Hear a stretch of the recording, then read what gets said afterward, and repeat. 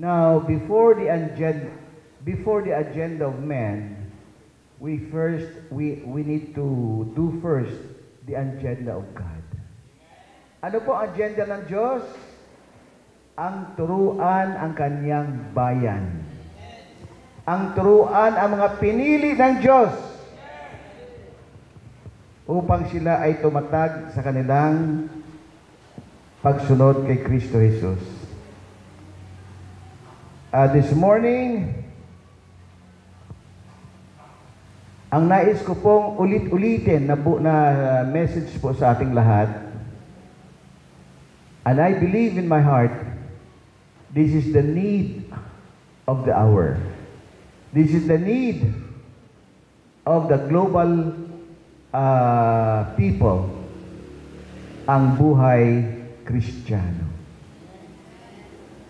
Amen? Ang pag-aaralan po natin ngayon ay ang tungkol sa buhay mo na tinanggap mo mula sa Diyos. Ito po ang buhay Kristiyano. Amen? Ngayon, ang buhay Kristiyano po, ang tema nito, ang buhay Kristiyano ay buhay ng Diyos na taglay mo. Think about that. Humihinga ka ngayon dahil nariyan ang buhay ng Diyos sa iyo. May katahimikan ka dahil ang buhay ng Diyos ay nasa sa iyo. May kapayapaan ka, may pag-asa ka, may determinasyon ka, sapagkat ang buhay ng Diyos ay nasa iyo. At ngayon po, pag-uusapan po natin, talakayin po natin yan, kung ano po ang buhay Kristiyano. Sa akin pong panimula, isang napakagandang buhay ang buhay Kristiyano sa balat ng lupa. This is the greatest life on earth. Wala na magpapangalawa dyan, wala na mangunguna dyan sa buhay na taglay po natin, buhay Kristiyano. Wala na po. This is the greatest life we ever had received from the Lord. Alright? Isang buhay na maharlika. Isang buhay na marangal. Isang buhay na ma-influensya. Isang buhay na may patutunguhan. Buhay na may pag-asa. At buhay na walang hangganan. Think about that. Isang buhay na walang hangganan ang taglay-taglay natin.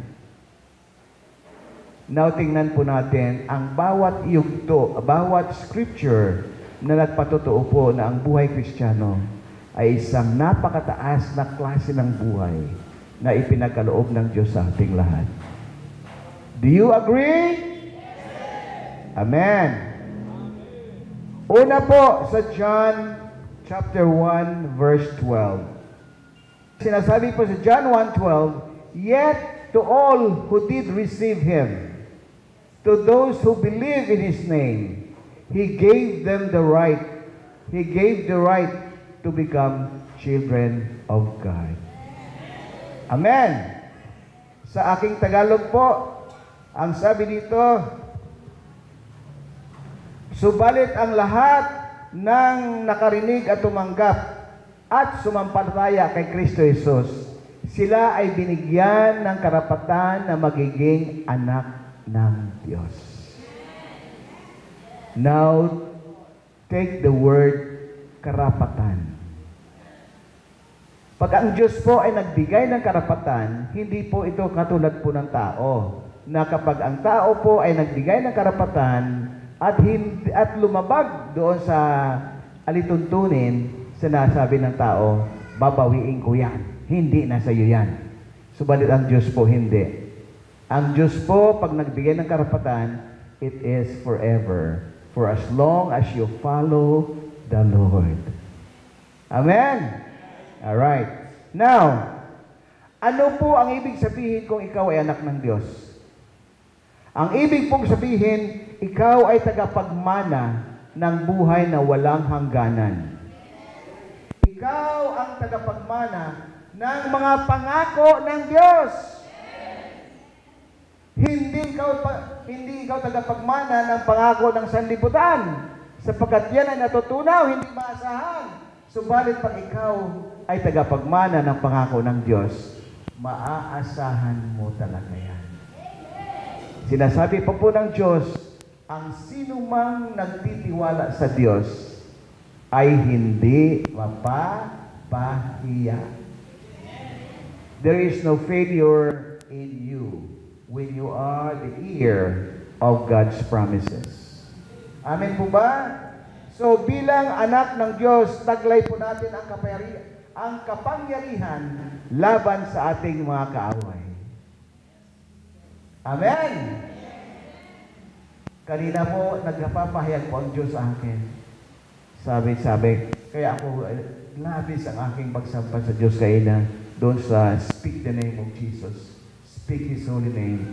Sapagkat ibinigay po sa atin ang karapatan ng kapangyarihan na gamitin ang kanyang pangalan. Palapakan po natin ang Diyos. Amen. Right. So, tandaan mo yan, ha? Hindi ka second-class citizen. Hindi ka purdoy-purdoy. Taglay mo ang kapangyarihan ng pangalan ni Jesus. At ang sinasabi pa po ni Apostol Pablo sa Filipos, sa kanyang pangalan, lahat ng tuhod ay luluhod. Lahat ng labi ay magsasabi na siya ang Panginoon at wala nang iba. Amen! Kaya po, bilang mga anak ng Diyos, taglay po natin ang kapangyarihan na yan. Pangatlo, bilang anak ng Diyos, we are not in want. Bilang anak ng Diyos, hindi tayo nasa buhay salat. Ano bang buhay salat? Buhay mahirap. Hindi tayo kinakapos. Amen? Tayo po ay namumuhay sa ilalim ng kanyang kasaganaan. Amen po ba? Naalala niyo ba ang kanta ni Haring David, ang Salmo 23, awit 23, The Lord is my shepherd, I shall not be in want. He leads me beside green pasture and quiet waters. He leads me in the path of righteousness for His name's sake. Although I walk through the valley of the shadow of death, wala akong katatakutan. Maging ako man ang nasa bingit ng kamatayan, hindi ako matatakot. Mga kapatid, ang pastor po ninyo, ilang beses na po akong nanganib, ilang beses na po akong naglakad sa bingit ng kamatayan. Lagi ko siya nasabi sa Panginoon, Lord, pagod na ako. Kung gusto mo, kukunin ako. Ang gusto ko yung hindi masakit, yung nananaginip lang ako. Amen? Na hindi na pala ako gigising, kundi na kay Lord na pala ako. Yun ang magandang kamatayan hiningi ko kay Lord. Sabi ko, Lord, ayoko nung ako'y nag-uugayong, ako'y nagagayan. Hindi, Lord. Ang sabi ko, ang gusto ko, pag tulog na ako, ipadala mo ang 3 anghel, sasakay ako sa karawahe nila, pabalik sa iyo. Alright? Makikita ko ng pamilya ko, ginigising ako, hindi na ako nagigising. But you know why? Ilang beses ako sa bingit ng kamatayan, the Lord did not give my rest. Dahil kulang pa ang mission ko. May mga mission pa ako na hindi natatapos. And that is, ituro ko ang salita ng Diyos tungkol sa buhay Kristiyano. Palakpakan po natin ang Panginoon. Alright. Kaya po, bilang tayo po mga pinili ng Diyos, tayo ay namumuhay sa kasaganaan ng Diyos, ang akin pong hamon sa inyo, live according to your identity.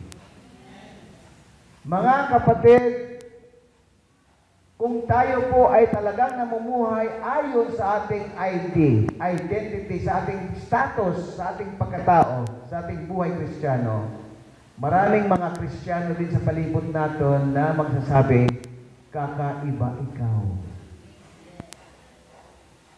Hello? Sapagkat marami pong Kristiyano ngayon na hindi po nila taglay ang ganitong kaisipan na ako ay anak ng Diyos. Ako ay maharlika. Ako ay hindi sumasang-ayon sa mga posting ng mga Facebook, pabati-bati. Do not do that! That is not your business. Ang business mo, influensyahan ang maruruming isip. Influence them of your goodness. Influence them of your kindness. Influence them of your righteousness. Na nung makaulugot nga kung sa Facebook, makita mo kapwa Kristiyano nagtitirahan. Bakit mag-Facebook pa kayo? Ay sinasabi ng Diyos, magharapan kayo at magpaliwanagan. At pagkatapos, kung sino ang may sala, humingi ng paumanhin at magyakapan, then live in peace among your brothers and sisters.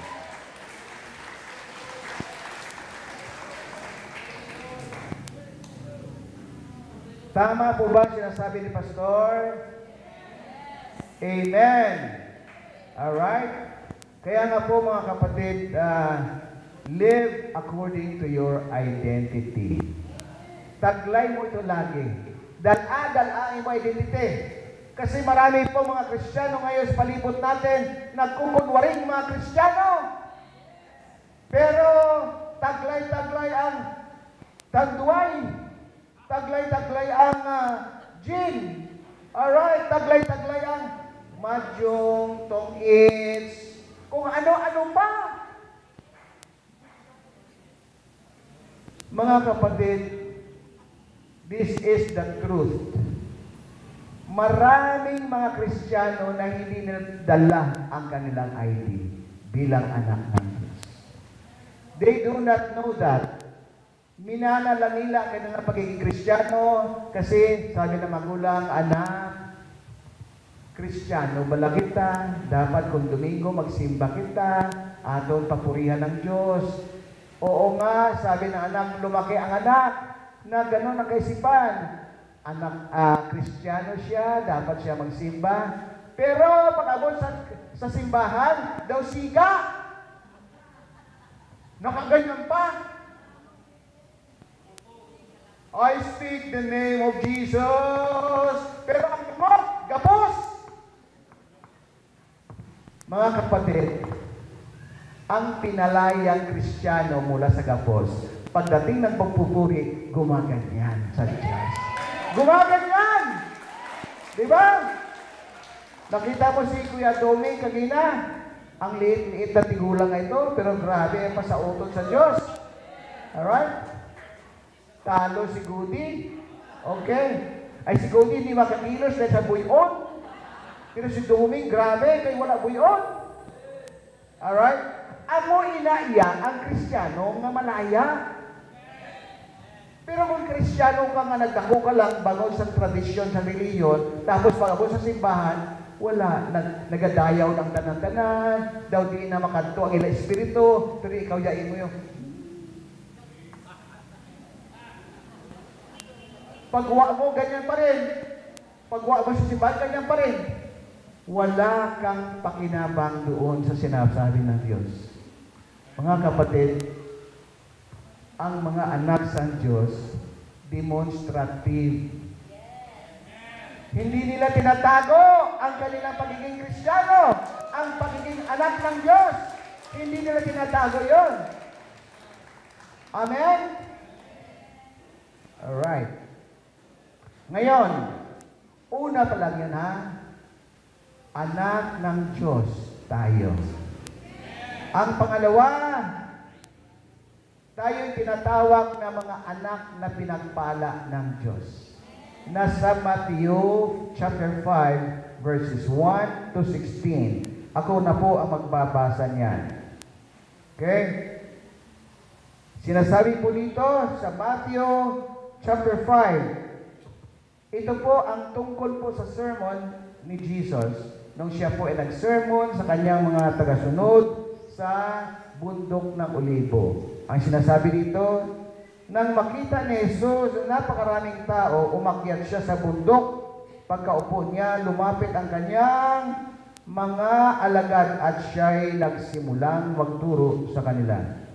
Ang kanyang tema po, ang title ng pagtuturo po ni Jesus, ang mga pinagpala. Ikaw ba ay pinagpala? Alright, so basahin po natin. Pinagpala ang mga taong walang inaasahan kundi ang Diyos, sapagkat kabilang sila sa kaharian ng Diyos. Pinagpala ang mga nagdadalamhati sapagkat aaliwin sila ng Diyos. Mga kapatid, gusto ko lang po i-explore sa inyo, i-expound sa inyo ng word na nagdadalamhati po. Nagdadalamhati, ito po ay isang anak ng Diyos na namumuhay sa katuwiran at kabanalan ng Diyos. Subalit siya po ay nagdadalamhati kapag siya ay may kaibigan, may kapitbahay, may nakikita siyang kalautan. Pag nakikita ang anak ng Diyos, kapag nakakita ng isang buhay na ipinamumuhay ang buhay ni Satanas, siya po ay nagdadalamhati. Amen? Now, verse 5, pinagpala ang mga mapagkumbaba sapagkat mamanahin nila ang daigdig. Pinagpala ang may mga matinding hangarin na sumunod sa kalooban ng Diyos sapagkat sila'y bibigyang kasiyahan ng Diyos. So, ibig sabihin po, ang anak ng Diyos ay masunurin. Amen? Sa 7, pinagpala ang mga mahabagin sapagkat kahabagan sila ng Diyos. So, sa aking version, pinagpala ang nagahatag permi bugas sa amon. No? Katulad ni Manang Eva, nagdadala ng chocolate sa amin. Okay? So, dito, pinagpala ang Diyos at pinagpala ang tao na laging nagbibigay at tumutulong sa kapwa. Yan po ang buhay Kristiyano. Amen. Tapos po sa 8, pinagpala ang mga may malinis na puso sapagkat makikita nila ang Diyos. May malinis na puso. Hindi po sinasabi dito na pinagpala si Marites. Hello? O kaya si Marisol. Okay? So dito po, sinasabi po ng Diyos, pinagpala ang may malinis na puso. Amen. 9, pinagpala ang mga gumagawa ng paraan para sa kapayapaan sapagkat sila'y ituturing ng mga anak ng Diyos. Ang mga anak ng Diyos ay peacemaker. Maging lalong-lalo na po sa bahay natin. Okay? Ang number 1 peacemaker dyan, nakikita ko madalas, ay ang mga ginikanan, ang mga parents, o kaya yung matandang kapatid, nagsasabi, huwag kayo mag-aaway, ano ba pinag-aawayan nyo? Di ba? Pero minsan may sasagot, huwag kang makialam. Alright? Pagkatapos narinig na nanay, ano na naman yun? Kapag may sumasaway na nag-aaway, yung taong sumasaway ay peacemaker. Ayaw niya na magulong buhay. Kaya tayo naman po, kung tayo siya nasaway, makinig na sapagkat tayo ay mga peacemakers. Alright? Namumuhay sa kapayapaan ng Diyos. Okay. Sa 10, pinagpala ang mga inuusig ng dahil sa kanilang pagsunod sa kalooban ng Diyos sapagkat kabilang sila sa kaharian ng langit. Kahapon, sa amin pong Home Builders Fellowship, first time ako nakarinig kay Kuya Rudy bilang head ng ating Home Builders na sila pala ay nilalait. Nagawali sila sa tindahan doon, ginawali nila ang pulos ng Diyos, nilalait sila. May tao mo nung nanabalo, maniwala kayo doon. Pagkatapos, pag sinabi, pag ginantihan ni Gudi ng, mahal ka ng Diyos, ang sagot sa kanya, sabi mo yun? Hamak mo bastos? Abay, ito ako siguro eh. Ngayon din, nilalamunin ka ng impyerno.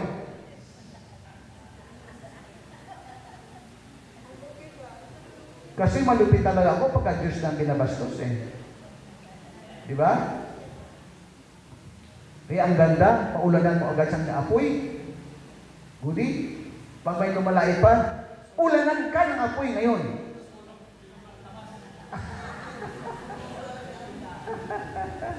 So, dito ko po sinasabi mga kapatid na ang buhay Kristiyano ay nilalait ng mga pagano. Dahil ayaw nila makita na ang kanilang buhay ay nakukorek ng mga Kristiyano. Amen? Right. Sa 11, pinagpala ang mga nilalait. O, ito pala eh. Pinagpala ang mga nilalait, inuusig ng mga tao, at pinaparatangan ng lahat ng uri ng nasamaan na pawang kasinungalingan ng dahil sa akin. Magsaya kayo at magalak sapagkat malaki ang iyong gantimpala sa langit. Alalahanin ninyong inuusig din ang mga propetang nauna sa inyo. Sabi ng kanamis ang Lord. Okay.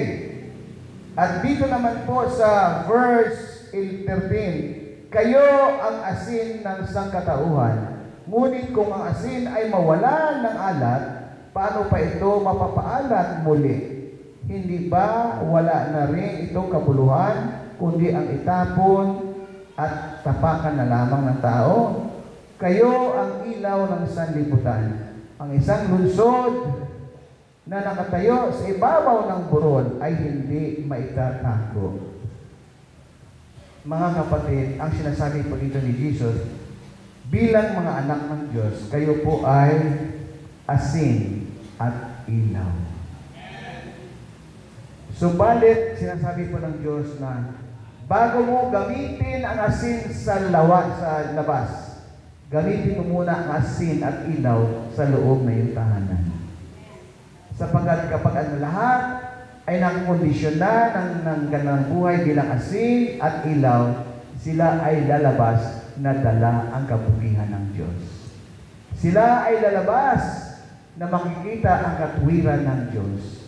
Mga kapatid, sinasabi po ni Jesus, hindi mo pwedeng takluban, hindi mo pwedeng bawalan ang isang Kristiyano na very much in love kay Lord. Amen? So yan po ang sinasabi po ng Diyos sa Matthew 5:1-16. Bilang mga anak ng Diyos, ang buhay Kristiyano po ay pinagpalang buhay. Amen? Ako po ay natutuwa doon po sa testimony po ni Pastora Rose doon po sa nakasakay niya sa jeep going to Kalibo without knowing what time was that truck while they are traveling. Ang kanya pong pinakatema, ang pinagpalang buhay. Na sinasabi po niya doon, ang witness po niya doon, sabi niya, hindi ko alam kung paano namon mapapa-college ang aming mga anak. Sabi niya, high school, elementary, high school, parang okay pa sa amin. Pero pagdating ng college, ibang bangko na ang kanyang nire-require. Hindi na rural bank, city bank na. So, balit, nag-end po sila na pinatutunayan lang ni Pastora Rose na ang buhay Kristiyano ay buhay pinagpala ng Diyos. Palakpakan po natin ang Panginoon. Kahapon po, natutuwa po ako sa mga tatay na nag-testimony sapagkat hindi po nila mapunggan. They cannot stop from crying of the goodness of God. Alright? Kaya nga po, mga kapatid, tandaan po natin, ang taglay mong buhay ay napakaganda. Isang buhay pinagpala ka. Amen? Kaya kung ikaw naman ay isang pagpapala mula sa Diyos, gawin mo naman ang buhay mo na maging tagapagpala sa mga tao. Sapagkat yun po ang calling, yun po ang pagkahiram ng Diyos kay Abraham. Na sabi ng Diyos kay Abraham, ikaw ay magiging tagapagpala sa balat ng lupa. Mga kapatid, yan po ay natupad na natin yan. Natupad na po yan ang covenant din kay Abraham. Dumating na po si Jesus sa covenant ni Abraham. Si Jesus po ang sinasabi po ng Lord na darating ang binhi, ang anak mula sa lahi ni Abraham. At yan po ay si Jesus. At ang lahing yan ay tayo na rin ang naging lahi ni Jesus Christ. Amen? Now, sinasabi po dyan sa Biblia, tayo po ay mamuhay ayon sa pagkatawag sa atin ng Diyos. Masasakop natin ang kaharian ng kadiliman at matutulungan natin ang mga buhay na unti-unting sinisira ng kasalanan. Mga kapatid, sa totoo lang po, tuwing ako po ay makakakita ng mga buhay sira, naawa po ako talaga. Kapag na-expose ka na may buhay sira, ipinapakita ng Diyos sa iyo yan na yun ang dapat mong i-bless. Mga kapatid, tandaan lang po natin, nasa sa iyo ang kayamanan ng langit. Nasa sa iyo ang kayamanan, ang kaayusan ng buhay kung ibabahagi mo si Kristo sa ibang tao. Sapagkat ang calling, ang pagkatawag, ang covenant, ang kontrata ng Diyos kay Abraham na ang lahi mo ay magiging tagapagpala sa buong lupa. At tayo yun. Tayo po ang lahi ni Kristo Jesus. Right? At ang tanging kayamanan na ating dala upang mabigyan ng biyaya ang mga tao ay ibahagi mo si Kristo sa kanilang buhay. Amen? Alright. Now, ang pangatlo ko pong punto sa another scripture, ayan po sa 1 Peter 9, 1 Peter chapter 2, 9 to 10. Babasahin ko po sa inyo. Ito po ang napaka-paborito kong scripture, description po ng isang buhay Kristiyano. Sabi dito, ngunit kayo ay isang lahing pinili, mga maharlikang pari, isang bansang hinirang, bayang pag-aari ng Diyos. What a beautiful man. Bayan na pag-aari ng Diyos. Naisip ba natin yan? Pag-aari ng Diyos sa anong dahilan? Upang ipahayag mo ang kanyang kadakilaan na siya rin naman ang tumawag sa inyo mula sa kadiliman patungo sa kanyang kamangamanghang kaliwanagan. Diba? Ang ganda. Subalit ako po ay nag-dwell. Nag-dwell po ako, ibig sabihin, nag-focus po ako sa sinasabing maharlikang pari. Di ba? Maharlikang pare. Sa English, royal priesthood. Right? Maharlikang pare. Yan po ang aking tungkulin ngayon. Yan po ang tungkulin ng mga home builders. Sila po ay maharlikang pare. Sapagkat sila po ay namamagitna sa Diyos at saka sa tao. Mga kapatid, kapag binabahagi mo si Kristo sa tao, ginagampanan mo, ginagawa mo ang pagiging pare. Sapagkat ang tungkulin po ng pare ay ang mamagitna, abogado ikaw sa makasalanan at sa banal na Diyos. You stand in the gap upang ang taong itong kriminal na ito, na talagang pinatunayan ng Biblia na ang lahat ay makasalanan, lahat ay nagkasala, at sila ay hahatulan ng kamatayan. Ang pari darating sa kanyang tabi upang ipagtanggol ang kahatulan. Praise God. Upang ipagtanggol ang kriminal laban sa banal na husgado. At kapag sinabi mo sa taong ito, upang hindi ka mahatulan ng kamatayan, ang gawin mo, aminin mo na ikaw ay nagkasala sa Kanya. Yes, yes. At kailangan mo ang patawad niya at maniwala ka na siya ay anak ng Diyos. Pumarito para ikaw ay iligtas. Maniwala ka rin na siya ay namatay dahil sa iyong kasalanan at dahil sa iyong kaparusahan. Ang iyong parusa, tinanggap na ni Kristo. Ang gagawin mo na lamang para hindi ka mahatulan ng kamatayan ng walang hanggan, tanggapin mo ang buhay ni Kristo. Amen! So, napakaganda po na sinasabi po ni Peter na tayo po ay mga tao na hinango mula sa kadiliman. Dito po sa Bible, pag sinabi kong kadiliman, hindi po ito literal na halika sa madilim. Kundi ibig sabihin, hinango ka ng Diyos mula sa magulong buhay. Mula sa buhay na walang patutunguhan, mula sa buhay na walang pag-asa. Mula sa buhay ng kahihiyan na minsan nasasabi po natin na wala talaga kaming karangalan kasi imol lang kami.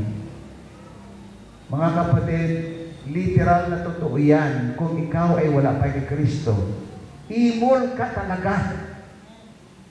Subalit nang dumating ang propeta ng Diyos sa iyo at tinanggap mo ang hamon ng Diyos, binigyan kanya ng karapatan na maging anak ng Diyos. Binigyan kanya ng karapatan na mamuhay bilang isang mapalad na tao. Binigyan kanya ng karapatan na maging tagapagmana ng buhay na walang hanggan. Tagapagmana ng buhay ni Kristo. At nang tinanggap mo lahat ng iyon, ang karangalan mo ay tumaas. Wala nang magsasabi sa iyo na ikaw ay kahiya-hiya, walang hiya. Wala nang insulto sa iyo. Wala nang lalait sa iyo sapagkat makikita nila ang tunay na pagbabago mo. Kahapon natutuwa ako kay Kuya Jerry Julian, please stand up para makita po kayo yan. Doon po kayo umikot, yan. Yan si Kuya Jerry, gwapo yan, ang taga-Hiligtan. Alright? Sige po. Sinasabi po niya, ang na-pick up ko lang po doon, sabi niya, bakit ganito? Leader naman ako ng isang simbahan. Bakit pagkatapos ng aming pagsiservisyo, balik kami sa baso, tagay-tagay dito? Bakit walang pagbabago? At pagkatapos, nakarinig siya ng isang pagtuturo ni Pastora na siyang lumiwanag sa kanyang kaisipan na nalililiman. Mga kapatid, kapag hindi mo lubos na maintindihan ang salita ng Diyos, ang ibig sabihin, nasa kadiliman ka pa. Bakit? Sasabihin mo, may personal na relasyon sa Diyos Hindi. May personal ka, tinanggap mo nga si Jesus, pero hindi ka naman naging seryoso sa relasyon mo sa Kanya. You stop growing to know the name of Jesus. You stop growing in the knowledge of Jesus Christ. Mga kapatid, habang tayo po ay nabubuhay dito sa lupa, ang ating pag-aaral tungkol kay Kristo ay tuloy, tuloy, tuloy, tuloy. Walang graduation. Matitigil lamang ang ating pag-aaral kay Kristo kapag tayo ay nasa harap na mismo ni Kristo. Sapagkat sinasabi ng Biblia, doon magsisimula ang kahiwagaan ni Kristo sapagkat makita na natin siya ng mukhaan. Amen? Kaya po, dito po habang tayo po ay nasa lupa, huwag po nating sayangin ang buhay na ipinagaloob sa atin ng Diyos. Do not live in ignorance. As the Bible says in Hosea, the greatest enemy of man is ignorance of God. Maraming mga Kristiyano po na ignorante tungkol kay Kristo Jesus. Hindi nila alam na ang Kristo na ating tinanggap ay Kristong buhay, na nagbabago ng buhay, nagpapanday ng buhay, inaayos ang ating buhay. Never stop knowing Jesus. Sapagkat may mga area pa ng buhay natin na dapat ayusin ni Jesus. Kung ikaw man ay young people, salamat sa mga young people, naggrabe ang ikwentuhan sa likod, naggawa ni si pastor, nagkakwentuhan ng kamudrian. Alam na ginin nyo nga si pastor stricto? Kapag ako nagsasalita na ng Diyos, nagsasalita na ako ng turo ng Diyos, igalang natin, istriktuhan natin, sapagkat Diyos po ang nagsasalita, hindi si pastor. Nalulungkot ako na mga tao ay, kumbaga, naghasik ang Diyos ng blessing, hindi nila natanggap sapagkat iba ang kanilang iniisip. Gusto ko nga matanggap ninyo ang blessing ng Diyos. Ano ang blessing ng Diyos? Ang binhi ng katotohanan na lagi niyang itinatanim sa ating puso. Bakit lagi nagtatanim ang Diyos ng binhi sa ating puso? Because the Lord says, this is for your own good. Ito ay para sa iyong kabutihan. Kilala tayo ng Diyos. Alam ng Diyos ang ating pangarap. Alam ng Diyos ang ating kagustuhan sa buhay. Kaya ang Diyos naman ay hindi tumitigil ng pagkakahusel o pagtuturo sa atin upang maabot natin ang ating pangarap. Always remember what the Lord says, I am the way, the truth, and the life. At sinasabi po sa Bible, ang taong masunurin ay pinagpapala ng Diyos. Subalit ang suwail ay maghihirap at mamatay na puro kalungkutan. Tandaan po natin yan, tayo pong lahat ay nakabalot sa batas ng Diyos bilang anak ng Diyos. Amen? Are you blessed now? Ito po ang ating hamon. Ang ating buhay ay buhay may misyon. Ano po ang misyon natin? Ang sabi po ng Diyos kay Habakuk, pupunuin ko ang lupa ng taong kumikilala sa akin at dumadakila sa akin. Ang taong dumadakila ay hindi mo mapapipigilan na mag-praise the Lord sapagkat punong-puno ang kanyang isip at puso ng kabutihang ginawa ng Diyos. Amen? At ako po ay, this is my own version. Sisingilin ako ng Diyos. Paano mo ginawa, paano mo ginamit ang buhay ko sa iyo? Sasabihin ko talaga, Lord, nakita mo naman, Lord, na-stroke na ako dahil natuturo. Lord, na ano na ako, ganyan, ganyan, alright.